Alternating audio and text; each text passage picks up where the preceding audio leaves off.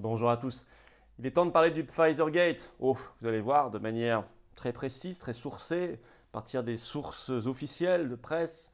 On ne va pas aller chercher midi à 14 heures, mais on va analyser qu'est-ce que ce scandale, hein, qu'en dit le British Medical Journal. On va tout simplement regarder. Et puis comment la presse, la grande presse, a réagi ou pas réagi, les gènes, les embarras politiques également. Et puis qu'est-ce que ça veut dire tout cela? Et qu'est-ce que ça veut dire pour nous dans la riposte? Et qu'est-ce qu'on doit exiger? Vous allez voir, il y aura des propositions extraordinairement concrètes, aussi bien d'action que sur le fond, dans cette vidéo. Oui, Pfizergate, certains ne veulent pas en parler. Ça fait 2 jours qu'on l'impose en tête des réseaux sociaux, force de la résistance populaire que nous sommes et que nous devons être de plus en plus massivement. À ce sujet, évidemment, je vous attends jeudi 4 novembre, 17 h, place Édouard Herriot à Paris, Assemblée nationale. Sur tout ça, on parlera des blocages, la prolongation du pass sanitaire, voté vendredi à l'Assemblée, pour l'interrogation, le retour du masque à l'école pour 39 départements pour les enfants lundi, etc. Bref, on est là, il y a des députés qui passeront, on va les interpeller, les plus courageux, tout simplement, ils viendront débattre tranquillement avec le peuple souverain. Et puis, samedi 6 novembre, rendez-vous 14 h à Paris pour le cortège national immense unitaire, toujours avec nos drapeaux français. Dans tous les cas, la paix, l'énergie. Rendez-vous ce samedi, 14 h, c'est place de Barcelone, Paris 16e, pour le défilé national immense, unitaire. Je vous attends extrêmement nombreux. Ramenez du monde. Les conditions météorologiques seront bien meilleures que samedi dernier. Par ailleurs, je vous demande également évidemment de continuer à signer et relayer la grande pétition nationale pour évacuer ce monopole des médecins de plateau de télé à la télévision. Stop, stop, stop. La pétition est en lien sous la vidéo en description. Je compte sur vous, y compris pour la relayer à vos contacts et sur vos réseaux sociaux. Abonnez-vous à cette chaîne YouTube, allons vers les 300 000 abonnés à cette chaîne, ça donnera de la visibilité aux vidéos. Dès maintenant, vous pouvez le faire, vous abonner, ça prend 2 secondes. Et puis venez aux Patriotes, faites-le en même temps, abonnez-vous à la chaîne et venez en même temps aux Patriotes. Le lien pour adhérer ou réadhérer aux Patriotes se trouve sous la vidéo en description, il se trouve également en commentaire épinglé ou en fin de vidéo en cliquant là ou là sur l'écran, vous avez le choix. Pourquoi venir? Pour ne pas rester seul. 1. Pour agir ensemble. 2. Pour être dans une communauté humaine et patriotique. 3. Chaleureuse. 4. Parce qu'on défend de belles valeurs, un beau pays et un avenir, tout simplement. Et donc moi j'ai besoin de le faire avec vous, je ne peux pas le faire sans vous. Voilà, je vous ai donné où étaient les liens pour adhérer ou reprendre votre adhésion annuelle, vous êtes les bienvenus d'avance. Et également sous la vidéo en description, un lien pour faire un don de soutien aux patriotes et donc à la résistance tout entière pour financer toutes ces actions qu'on fait partout, un peu seul quand même, pas grand monde qui se prend en main, nous on le fait depuis plus d'1 an. Et on n'a pas un centime de l'État ni des banques, vous le savez, nous on n'est pas l'opposition contrôlée. Nous, on a l'oligarchie face à nous. Donc le don de soutien, ça permet de financer tout ça et la suite. Le lien est sous la vidéo en description pour le faire. Adhésion, réadhésion, don, c'est défiscalisé aux 2 tiers pour vous. Pensez-y bien. Bienvenue d'avance aux Patriotes. Bravo à ceux qui font un don de soutien au mouvement et donc à la résistance tout entière. Alors le Pfizergate. Tout est parti le 2 novembre d'un article publié dans la prestigieuse revue BMJ. Je dirais BMJ dans la vidéo, c'est le British Medical Journal. Bon. En fait, ce BMJ a décidé de publier l'enquête d'un journaliste d'investigation, Paul Tucker, qui est très sérieux. Et elle parle, là je vais vraiment être dans les faits décrits par le BMJ, de l'essai clinique de phase 3 du vaccin de Pfizer, qui avait débuté le 27 juillet 2020 et dont les résultats ont été publiés en décembre 2020, quelques mois plus tard. Bon, cet essai avait été mené sur 152 sites dans le monde, dont 130 aux États-Unis.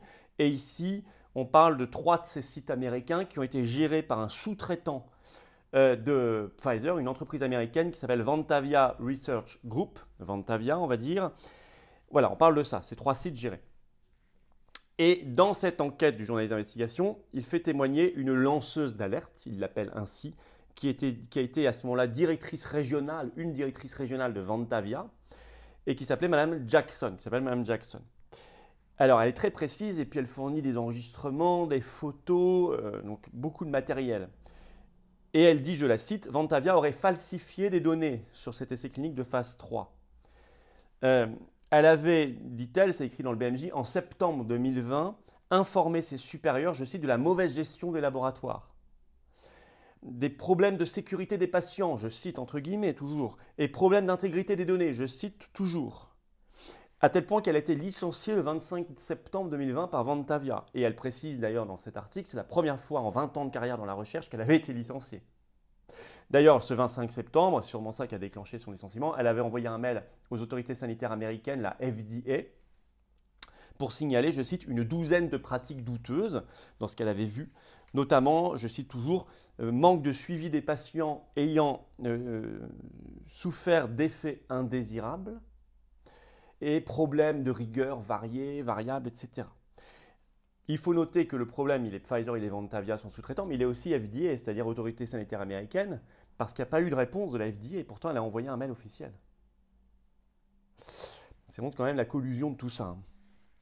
Alors, ce qui est intéressant dans cette enquête du BMJ, c'est que ces propos ont été confirmés, écrit le journaliste, par 2 anciens employés depuis de Ventavia restés anonymes. Pas la seule à dire ça. Eux, ils parlent, je cite, d'environnement de travail désordonné. Alors, ils ont tous fourni au BMJ des dizaines de documents internes. Hein, c'est pas comme ça dans le vague. Non, ils ont donné des preuves. Documents internes à l'entreprise, des mails, je vous le disais, des photos, des enregistrements, etc. Alors, Libération, je vais revenir après sur les réactions de la presse française, hein, ou non-réactions. Mais on peut quand même citer, c'est dans la foulée, un article du 3 novembre de Libération dans leur rubrique Check News et qui note ce qui apprend, qui donne une information supplémentaire très importante. Je cite, l'auteur de l'article note qu'après ces événements, Pfizer a fait réaliser d'autres essais cliniques par ce même sous-traitant, 4, 1 chez les enfants et les jeunes adultes, c'est toujours Libération que je cite, hein. 2 chez les femmes enceintes, 3 un essai sur la 3e dose, 4 un essai sur un autre vaccin pour un autre virus respiratoire. Les 3 premiers en tout cas, 3e dose, femmes enceintes et enfants et jeunes, c'est quand même ultra sensible et stratégique. Pourtant ils ont continué après ça avec le même Ventavia. Ça c'est ce qu'écrit Libération, je cite, voilà, mot pour mot. Je cite toujours Libération, cet article du 3 novembre, qui est toujours en ligne bien sûr. Sollicité par Check News, Pfizer n'avait pas encore commenté ce point à l'heure où cet article était mis en ligne. Fin de citation. Voilà, là je vous ai expliqué toute l'affaire, le fond. Ah, tout est sourcé, tout est vérifiable, voilà. C'est très facile à vérifier. Les réactions, tout est donc officiel. Réaction dans la presse française. D'abord, et ce qui est très inhabituel sur une affaire d'une aussi grande ampleur et aussi sensible, 24 heures, ce qui est long, d'un silence médiatique total en France, mis à part France Soir, mais je parle de la grande presse officielle, conventionnelle. Puis il a commencé à avoir des articles, depuis ce 3 novembre au soir en fait, c'est les premiers articles, alors que c'était sorti le 2 novembre. Or, il y en a quelques-uns qui sont juste factuels. Bon, j'ai pas grand-chose à dire, très bien, ils font de l'information, très bien. 2, la plupart, c'est pas ça. Alors 2, il y a aussi, il faut quand même ajouter, un bis, des articles de presse qui n'en parlent simplement pas, qui n'ont pas fait le moindre article. Il y en a encore beaucoup de titres de presse qui n'ont pas fait un seul article, ou des télévisions ou des radios qui n'en parlent pas. Bon. Mais 2, si vous voulez, soit ils ont traité, mais pour minimiser, voire pour tout de suite partir, avant même d'être sur les faits, partir à la défense de Pfizer. Par exemple, Numerama.com, déjà rien que le titre est incroyable. Y a-t-il vraiment un scandale sur le vaccin de Pfizer? Titre. Alors que ce n'est pas le fond de l'affaire. Le fond de l'affaire, d'abord, c'est donner l'information aux gens. Ce qu'a donné le BMJ, qui est un journal très sérieux. Non, ce n'est pas ça leur angle. Leur angle, il est déjà tout de suite en défense de Pfizer. Je cite Numerama.com.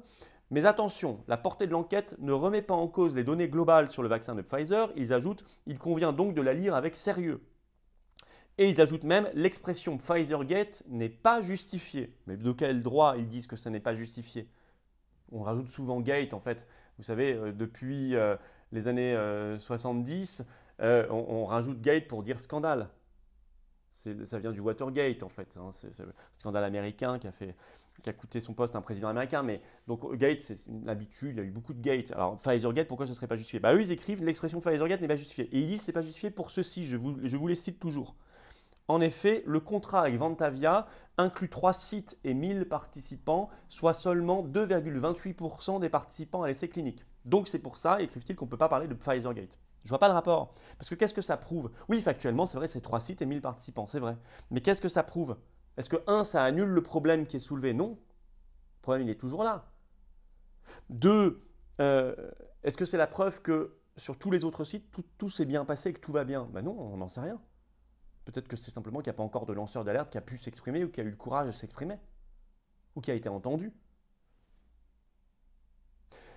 Et puis même cet article de Numerama va même plus loin parce que comme d'habitude, puisqu'ils n'arrivent pas vraiment à attaquer le message, ils vont essayer de décrédibiliser le messager. En l'occurrence ici, le journaliste d'investigation qui a signé l'article dans le BMJ, qui s'appelle Paul Tucker, je vous l'ai dit. Alors ils écrivent ça dans Numerama. je cite, il est réputé pour des articles frôlant avec le conspirationnisme. Le mot est lâché. Alors j'adore le frôlant avec. C'est-à-dire que c'est pas vraiment, ils disent pas que c'est conspirationniste, c'est frôlant avec. Donc j'aimerais bien savoir ce que c'est exactement. Et j'aimerais bien savoir comment le BMJ, qui est tout sauf dans le conspirationnisme, à moins qu'on puisse dire, aurait pu accepter qu'un horrible conspirationniste signe un article dans sa revue.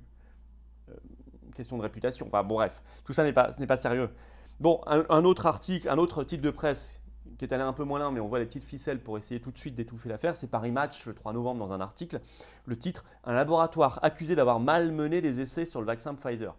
Alors malmené, c'est pas tout à fait ça, il y a des problèmes éthiques, c'est pas simplement malmené, c'est pas simplement qu'ils se sont trompés d'une éprouvette à un moment, c'est un peu plus que ça. Bon. Et deux, un laboratoire, donc tout de suite il faut reposer la responsabilité totale sur Vantavia.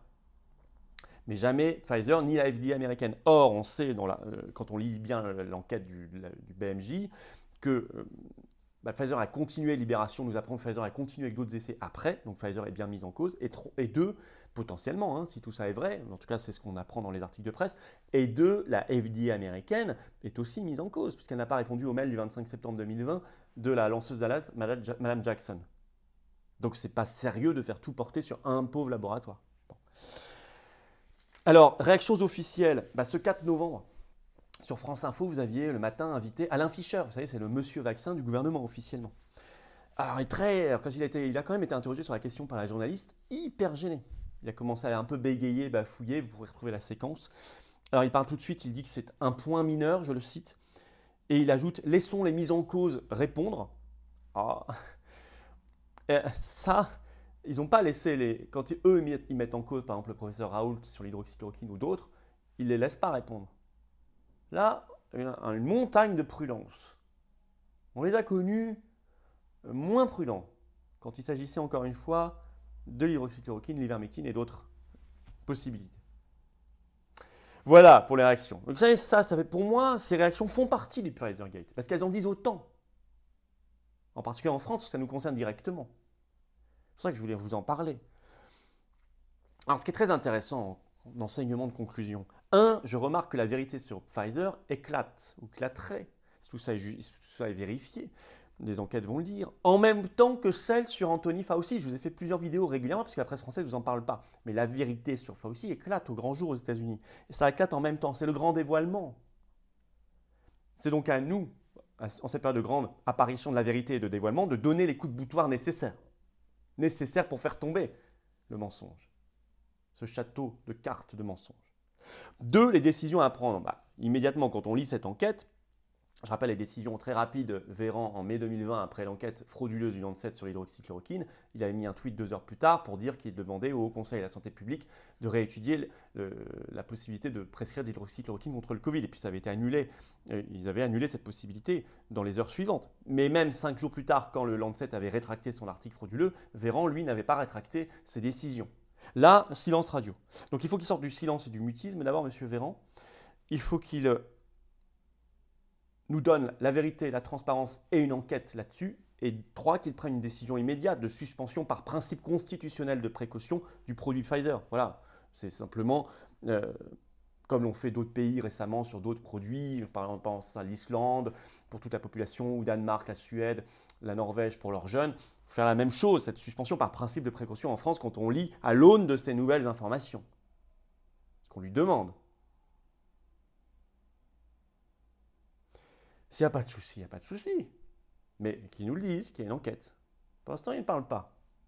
3, plus fondamentalement sur la question des essais cliniques, propositions politiques au sens noble, très concrètes. Pourquoi? C'est un problème qui était bien avant ce Pfizergate. Pourquoi ces essais cliniques fondamentaux sont pris en charge par des laboratoires qui sont là juste pour faire des bénéfices et qui sont déjà, comme Pfizer, qui ont déjà été condamnés plusieurs fois lourdement par la justice? Ça doit être pris en charge par des instances publiques, nationales et internationales en coopération internationale. Évidemment. Évidemment, irréprochable, transparente, sans gain financier comme perspective unique. Ça, c'est une réforme de fond, de rupture avec l'ordre oligarchique, encore une fois. Ça suppose évidemment de rompre les liens d'intérêt entre les uns et les autres, notamment décideurs publics et actionnaires privés. Et ça, c'est une sacrée affaire. On se bat en ce sens, on se bat. La pétition sur les médecins de plateau de télé est sous la vidéo en lien en description. Je compte sur vous, signez-la, relayez-la partout, partagez-la partout. Et puis je vous attends, jeudi 4 novembre 17h, Assemblée nationale, place Édouard Herriot. Samedi 6 novembre, défilé national unitaire. Rendez-vous 14h, place de Barcelone, Paris 16. Très nombreux, très très nombreux, sur tous ces sujets-là, dont le Pfizergate. Et on parle des blocages et du reste. Abonnez-vous à cette chaîne YouTube, allons vers les 300 000 abonnés. Ça vraiment, je vous le demande, ça prend 2 secondes. Grâce aux algorithmes de YouTube, ça donne de la visibilité aux vidéos plus facilement. Et profitez-en en même temps que vous abonnez à la chaîne pour venir adhérer aux Patriotes ou reprendre votre adhésion annuelle ou faire un don de soutien aux Patriotes. Tout ce qui nous aide, parce qu'on n'a pas un centime de l'État ni des banques, et tout ce qui nous permet d'être bien plus nombreux, plus de 30 000 adhérents un jour largement. Eh bien, venez dans cette dynamique populaire gigantesque, avec cette carte orange de résistance. Je vous attends sur nos beaux combats, nos belles valeurs. Le lien pour adhérer et réadhérer aux Patriotes se trouve sous la vidéo en description, en lien, ou en commentaire épinglé, ou ici et là en cliquant sur l'écran, vous choisissez. Sous la vidéo en lien en description, également la possibilité de faire un don de soutien aux Patriotes et donc à la résistance tout entière pour financer tout ça et ce qui vient. Adhésion, réadhésion, don, c'est défiscalisé aux 2 tiers. Pour vous, bienvenue d'avance aux Patriotes, à ceux qui reprennent leur adhésion annuelle, bravo à ceux qui font un don de soutien aux Patriotes et donc à la résistance, aux résistants. Vive la France!